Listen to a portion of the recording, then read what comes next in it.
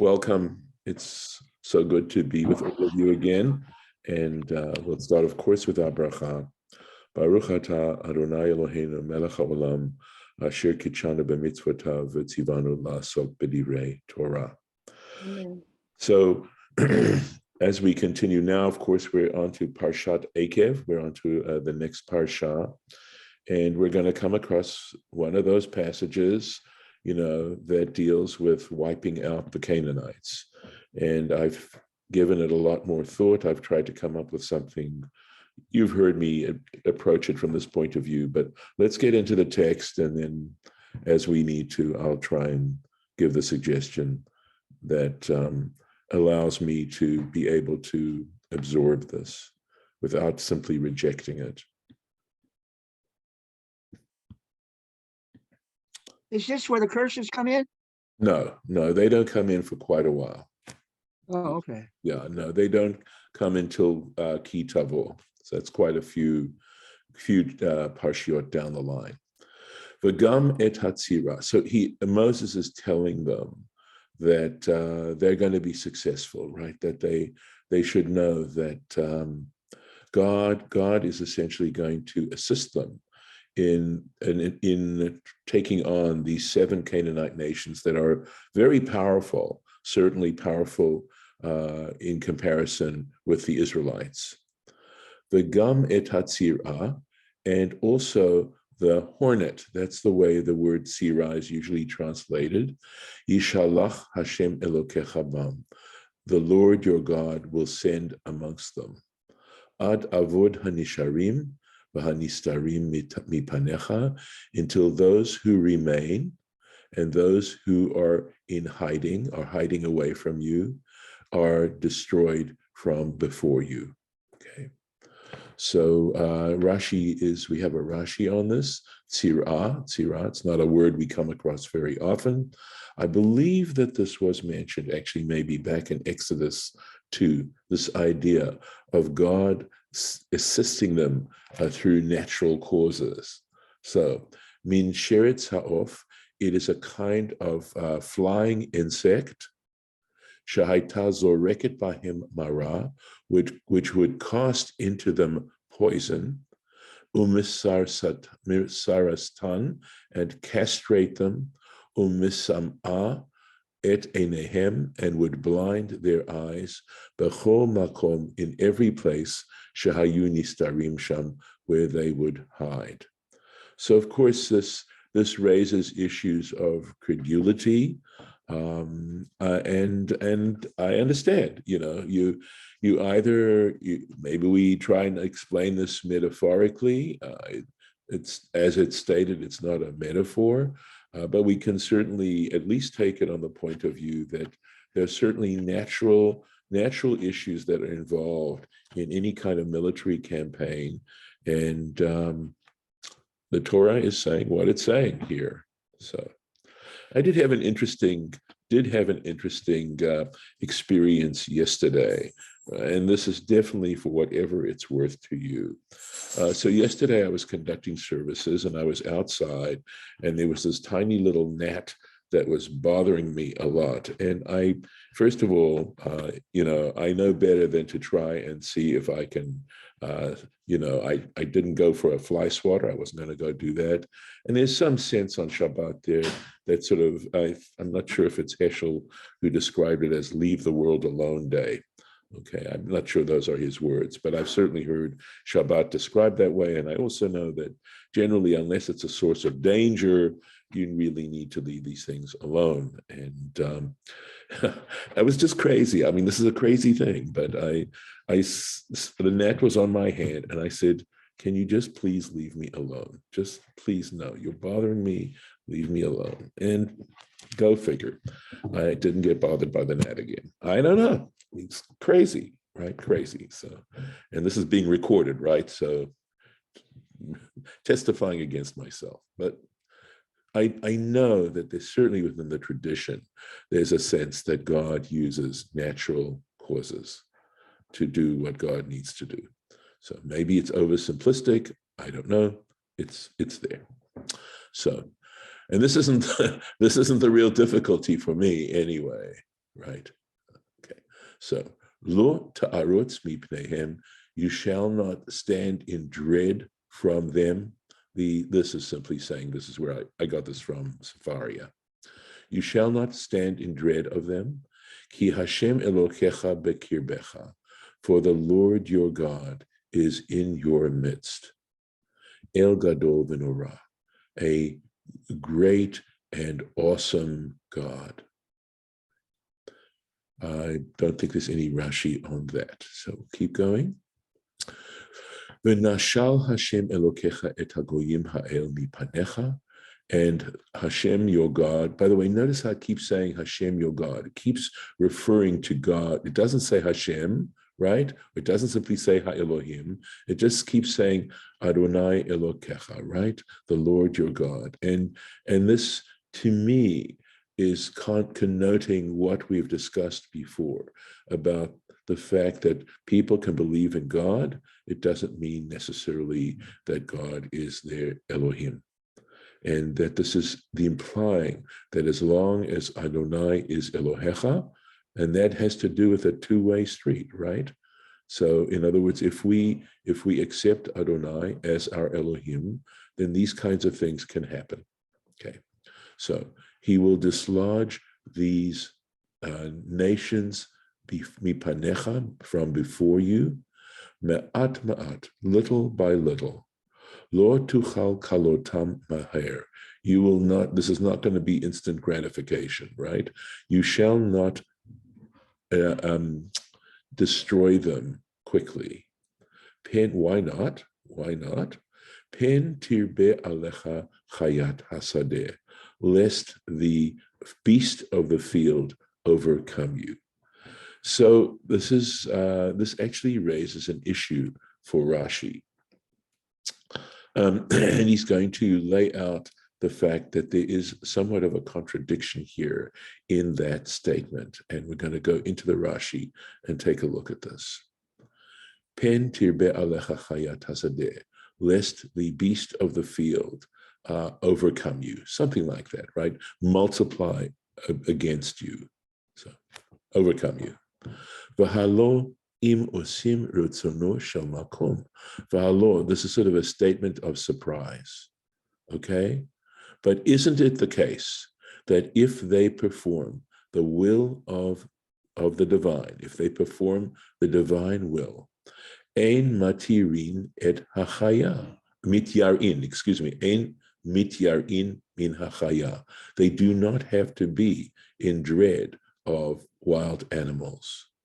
Shenemar, because it states, Job chapter 5, the chayat hasadeh tishlam, I'm going to say tishlama lach, and the beast of the field will be at peace with you, which seems to contradict what we just read here. So how does Rashi resolve this? Ela galui haya lefanav, or maybe the lefanav is before Moses, right? Maybe it's that Moses is commenting like that and giving that explanation. So literally it means, but it was revealed before him, she'atidin lachto, that in the future they would in fact sin. And of course, that's the idea, is that there is this very mystical, right, and powerful result of having such a mystical relationship with the divine. And of course, what it does is to underline and underscore the reality of what belief in God is about, and what this relationship, just how powerful this relationship is capable of being. So onwards. Wait, excuse me. Why would we assume that it's a mystical knowledge? I mean, the Jews had been sinning straight through up till now. I mean, of course they're going to sin. Of course they're going to sin in the future. Right. No, I wasn't thinking of mystical knowledge in terms of their sinning. I was thinking of mystical knowledge in terms of the relationship with God. That's what I was referring to. But if it says it was revealed, yes, that makes it sound like some kind of mystical presence or Yeah, Sure, experience. but I honestly The word wasn't. galui can also just mean known. Yes, you of know. course. There's the Now, galui and the nistar, the stuff we know and the stuff we don't know. So, Yeah, well, Chabad puts revealed, so if okay. that means anything, Oh, but I wait, see. let me say this, Lauren, and before Shira Beth shared what she said, I was going to say it's simply an expression that he knew. You could say that, that it's just the way the Hebrew expresses that he knew well, right, that this was going to happen. But I was not referring to that as the mystical knowledge. That wasn't what I was referring to. I was talking about the fact that, the belief that we have that ability, that animals, we won't have to be afraid of wild animals, that God will send the hornet. These kinds of things, I think, border on a kind of mystical experience. So I once heard in a class on mysticism, and it was really lovely, I thought, that he talked about mysticism in a sense as because there is a Hebrew expression, litom, which means to taste, and that was referred to in terms of the relationship. In other words, that when you're a mystic, you taste God. You actually have such a strong and intimate connection because tasting something, of course, is a very intimate experience of sense. So I'm trying to describe just how close God is being described here in terms of God's relationship to the Israelites and the degree to which God is going to protect them and by implication protect us. And I do believe, of course, both from a general standpoint, that trying to follow the Torah is actually a great protection in terms of the choices that we make, and sometimes the unfortunate choices that we make that tend to hurt us. And I also believe that there is an element of mysticism about this as well. Although, I feel like I stand really, and this isn't trying to be modest, at the back of the room, okay? I mean, there are people who clearly have such a deeper understanding. I mean, I don't have to convince you of that. also the Chabad translates, instead of castrate, they translate it as make impotent. Is that just euphemistic, or could it be translated that way? It's euphemistic. They're translating it euphemistically. Okay. The sares means to castrate. Yeah, That's they seem to do that a lot. That's okay. Right. It's called lashon nikia, trying to say things in a way that's euphemistic. Right. Onwards, you can see where this is heading, right? Unetanam Adonai Elohecha lefanecha, and God is going to give them before you, right? He's going to give them over into your hands.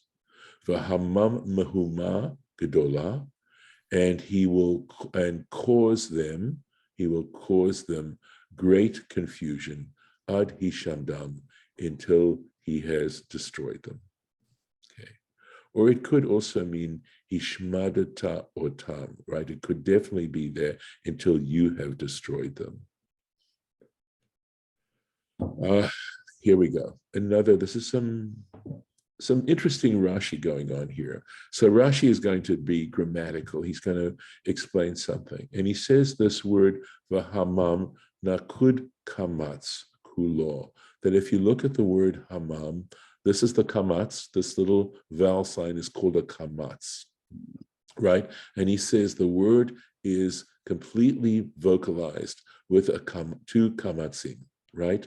Now this is a patach, right? This is a patach. They both have an ah sound to them, the way we pronounce Hebrew, right?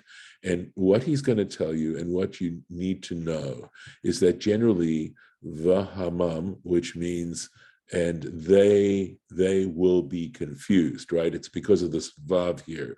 It really means they were confused, but they will be confused, right? Now, that's not what this means. What it means is you will cause them confusion. And because normally in a past tense, the way you punctuate a past tense, look at the word right below, right? Here it is. Notice this is a kamatz and this is a patach. And that's generally the way in which you point a regular verb. And if it doesn't have irregular letters, like certainly, for example, guttural letters, which tend to cause other kinds of issues to take place. But there aren't any guttural letters in any significant place here, right? So why is this pointed? Look at the detail, right? To the degree to which we're taking this apart, right? So he says, notice this has two kamatzim. That's what he's saying. Lefi she'ein mem acharona, he says, because this mem at the end, okay, min hayesod, it should not be considered part of the root of the letter, right? Now the thing is this, that Hebrew is very economical when it comes to using what you might call utility words, right? So a utility word is and, or the, or them, or things like that.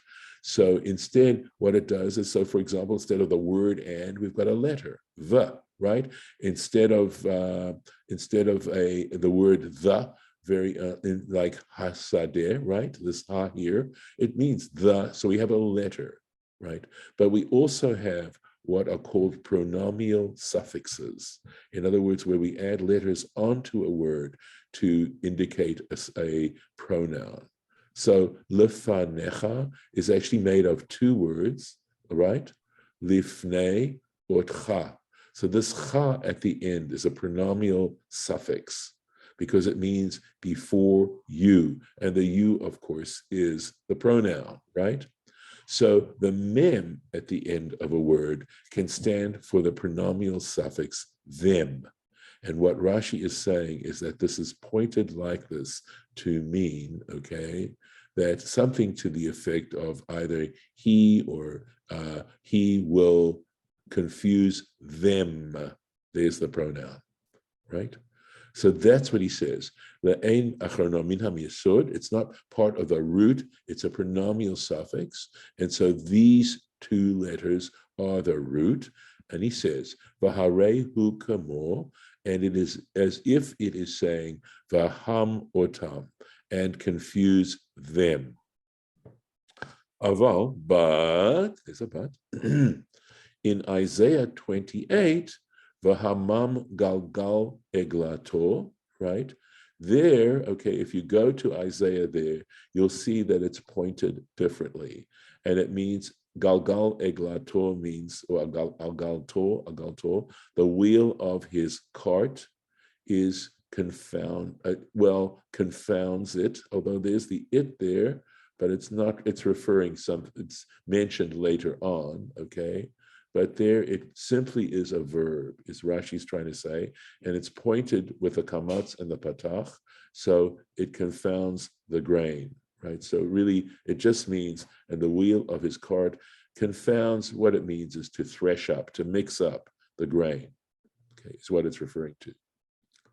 So there it is, yesod. There, the kula yesod, and all three letters are part of the root of the word. Lefichat chetzio kamatz, and for this reason, half the word is with a kamatz. Vechetzio patach, and the second half of the word is with a patach.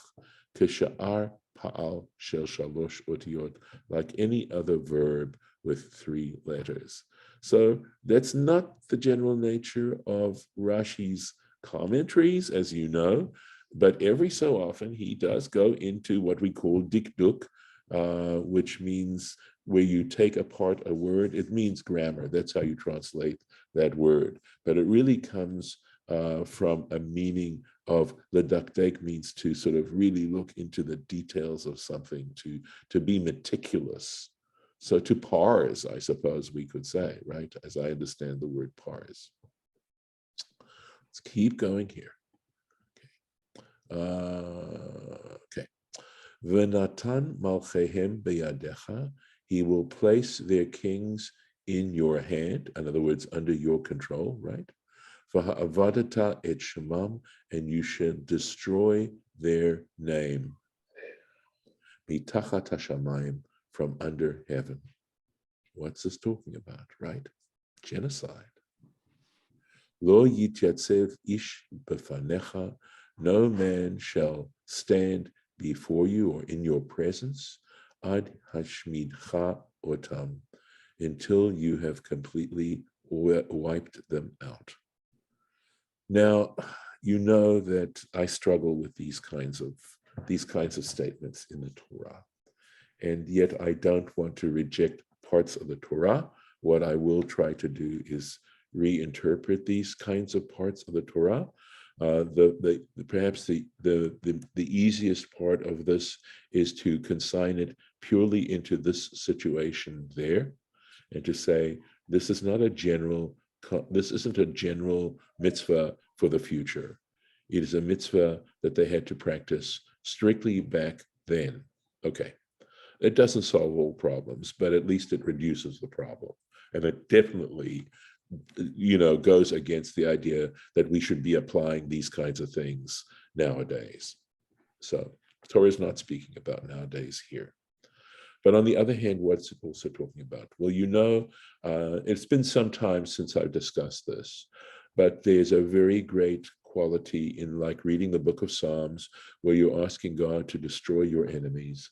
And the understanding of that, which I had read at some point, is to understand those enemies as being the enemies within yourself, that you are your own worst enemy. And to understand what we're reading here as referring to the constant effort we have to try to look into ourselves honestly and look at those qualities that we have within ourselves, to become aware of them, and what this is describing is how difficult it is to really overcome them 100%. So the idea that this is really talking about ourselves, I'm absolutely convinced at this particular point that the story of Egypt is a story of our lives, and that Pharaoh in that story is talking about the stubbornness within us and our unwillingness to accept these things. Lauren, I appreciate your raising your hand. Go ahead. I have to think that it has to be a little more specific than, because you can say that about any of this kind of thing, that it's, we have to see the enemy as internal enemies. But what if he's referring to the Canaanites, then maybe the Canaanites specifically are symbolic of a specific thing we want to destroy in ourselves. Yes. And I think that you would tend to say something like maybe idol worship or whatever. I just looked up the etymology of the word Canaanite. Yes. And it says that perhaps in this source, at least, it says it's an Aramaic name meaning zealot. So, one of those translations of the Al-Hates or Ashamnus or whatever talks about zealotry for bad causes. Yeah. So maybe zealotry, if I'm going along assuming that this etymology is correct. So zealotry is kind of an intensity about something. Yes. We hope that we have zealotry for God and for, ethics and things like that. But so maybe zealotry and Canaanites, which were our kind of our foundational opponents, that's what's the hardest thing. The hardest things for us to eradicate are the things that we need to, be on a path to eradicating is something that we're intensely attached to, maybe something even foundational, it feels like, to our personality, which means it can't really be detached, but maybe it's not something that can't be, it's just harder. So that's just the thought I'm having. It may be inaccurate, but that's the way I'm looking at it. No, Lauren, where do you look up Hebrew etymology? Oh, I just use general etymological sources when I know that it's something that's used in, in the English lexicon. It's generally not just English, words or words with Germanic or Latin roots. If it's a word we use, it's generally in there. But I mean, like, is it a website or where do you go? But it's not specific to Hebrew etymology. Right. The question was, where do you go? What book? Yeah, any etymological website. I happen to use Etym.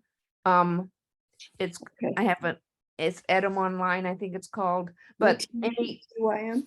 but ETYM, Uh-huh. but most etymological websites will deal with any word that's commonly used in English. And since people, this is a common word from the Bible, so it's not just, Right. words that are, It's something that's coming to English. Yeah.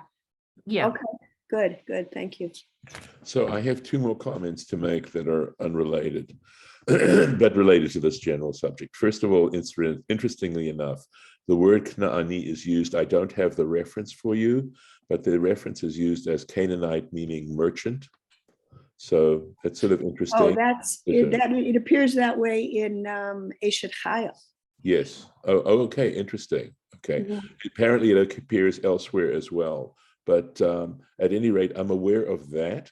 So is it saying we should not? I mean, certainly we don't want to to be able to engage in commerce is a very important part of, human survival. I don't think it's one to suggest that we should destroy any desire or any practice of commerce. But if it were saying to the extent that we shouldn't idolize commerce, I would say that's a good point.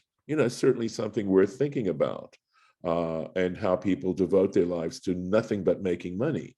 And perhaps I don't know. It's just, again, one doesn't want to start getting judgmental over these sorts of things. It's a point. The other piece is this, and this is what worries me, and it gets a little bit back into the pshat of this, is you look at certain people, and forgive me if I'm going to use a name, Marjorie Taylor Greene, okay? And you hear people saying these kinds of things. And how do you deal with them? How is there any way, because they would appear to be past logic? I'm not suggesting for 1 second that we should, condemn Marjorie Taylor Greene, to the electric chair or something like that. And then that's what this is going, right? This is going to say destroy.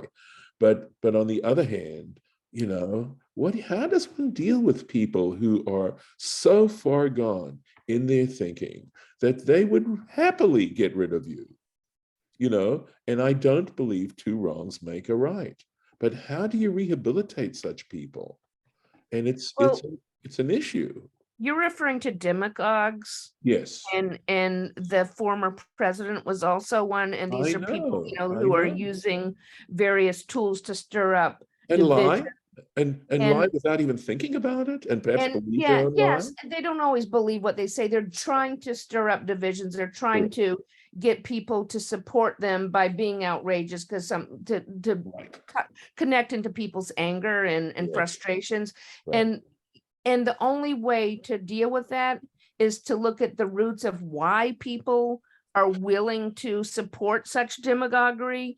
And it has to, I think it has to do with people who haven't had good lives. There may be economic unfairness that's a part of it, or some kind of psychological issue that's holding people back in terms of fully feeling actualized and happy.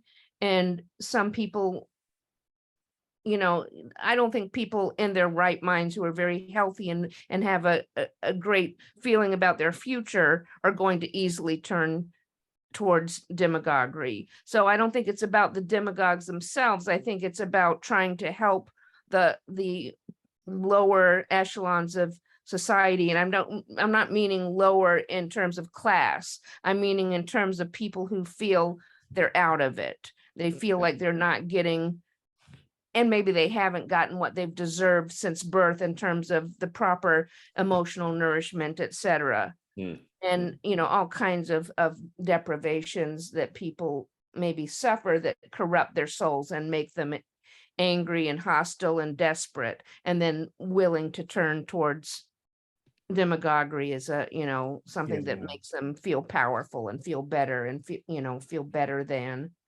like. So I mean, I hear where you're coming from.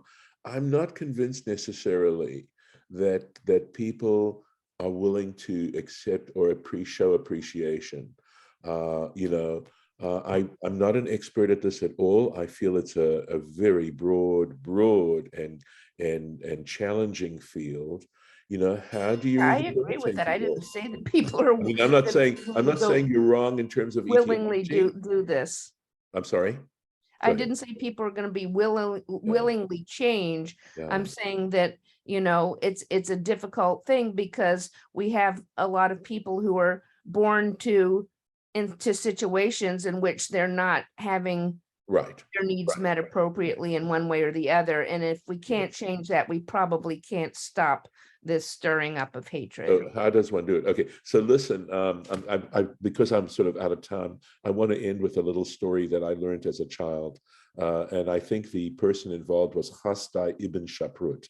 Chasdai ibn Shaprut was a man who lived during the Golden Age in Spain. He lived in Spain. He achieved a very high, prominent position in the government of Spain at the time, the king and the monarchy, etc. And he was a trusted advisor to the king of Spain. And the story goes that one day the king and Chasdai were walking down the street, and this man just appeared and cursed Chasdai in the worst kinds of ways. And the king turned to Chasdai and said, listen, I command you to rip out his tongue. That's what you need to do. Well, Chasdai went and to find out something about the background of this man. This is sort of following your line, Lauren, okay? And he discovered that he was in a terrible, terrible situation, financially, health-wise, etc. He had some really serious stuff going on. And Chasdai arranged, because he was a prominent and wealthy individual, to address this person's problems, etc., etc. And he saw to it that this person was taken care of, etc., etc.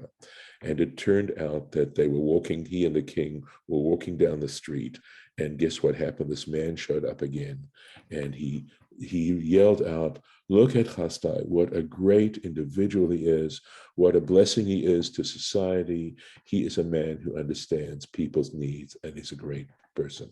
And the king turned to Chasdai and said, didn't I tell you to rip out this man's tongue? Why didn't you do what I told you to do? And Chasdai said to him, but I did. I ripped out his bad tongue and replaced it with a good tongue. That's a story from childhood. So hopefully it's not just a fable.